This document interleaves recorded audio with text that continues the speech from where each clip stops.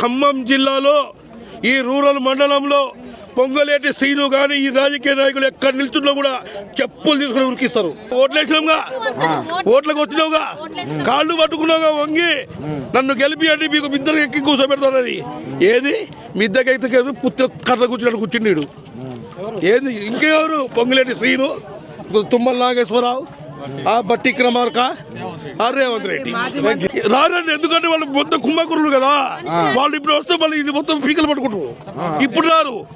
ఇప్పుడు ఎందుకంటే municipality election కూడా అయిపోయినాయి కదా. ఇప్పుడు మాతో ఏ పని ఉండదు వాళ్ళకి, బాధ్యత ఉండదు. ఇప్పుడు వాళ్ళు ఏసీలలో హాయిగా కావాల్సింది తిండి తినకుండా, వాళ్ళు కావాల్సిన అధికారులు చేసుకుంటా హాయిగా ఉన్నారు. ఇప్పుడు వాళ్ళు బయటకు ఎందుకు వస్తారండి? దొరలు లక్షల ఎకరాలు ఉండొచ్చు, కోట్లు ఉండొచ్చు, అంతస్తుల మీద అంతస్తులు ఉండొచ్చు, ఏసీ బెంచింగ్ కార్లు ఉండొచ్చు. పేదోడికి 100 గదాల భూమి ఉండొద్దు. ఈ దేశ ఓటు మాత్రం మనకు వస్తుంది. అయింది మరి. అదే పాప పువ్వారాజా గారు ఉన్నప్పుడు, ఆ రాజకీయం ఉన్నప్పుడు అట్లా మాకు చూసి చూడకుండా వెళ్ళిపోయాడు. మాకు చూసి చూడకుండా వెళ్ళిపోయాడు. మేము కరెంట్ లాక్కున్నాం, మమ్మల్ని ఎవడు ఏమల్లా. మేము నీళ్లు మేము మోటార్లు పెట్టుకున్నాం, మమ్మల్ని ఎవడు ఏమల్లా. కాంగ్రెస్ రాజకీయం వచ్చింది, దొంగ రాజకీయం అయిపోయింది. ప్రమాణం పూర్తిగా చెప్తున్నాం. మా పిల్లలు స్టార్ట్ చేసి మేము మొత్తం కాంగ్రెస్కి ఓటేసినాం.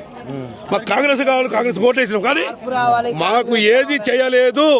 ఇక నుంచి ఈ ఖమ్మం జిల్లాలో ఈ రూరల్ మండలంలో పొంగలేటి శ్రీను గాని ఈ రాజకీయ నాయకులు ఎక్కడ నిల్చున్నా కూడా చెప్పులు తీసుకుని ఉరికిస్తారు.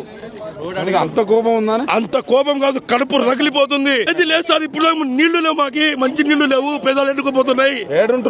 యాడిగో ఈ బజార్లో పడుకుంటాము, ఇక ఇక్కడే పడుకుంటాము. మా సామాన్లు కూడా ఏడునే తెలియదు, మొత్తం మట్టి కప్పారు. మాకు టైం కూడా ఇవ్వలేదు, వండుకోవడానికి కూడా ఏమీ లేవు సార్. ఏమి లేవు. ఏమి మరి వాళ్ళ పాప రాజకీయ నాయకులు పాప కూడా సార్. అన్ని అనుమతి లేవాళ్ళు. రేవంత్ రెడ్డికి ఏం చెప్తారు? నేను రేవంత్ రెడ్డికి చెప్పేది ఒకటే, ఈ రాజకీయాలు మొత్తం మానేయండి. మీరు ప్రజారాజ్యం అన్నారు, పేదల రాజ్యం అన్నారు, హస్తం పార్టీకి ఓటేయండి అన్నారు. మేము వేసాం కాబట్టి, మీరు గెలిచారు కాబట్టి మాకు న్యాయం చెయ్యాలా, మాకు న్యాయం చేయాలా. చెయ్యకపోతే మాత్రం మందు డబ్బాలు తీసుకొని ఇక్కడ కూర్చుంటాం.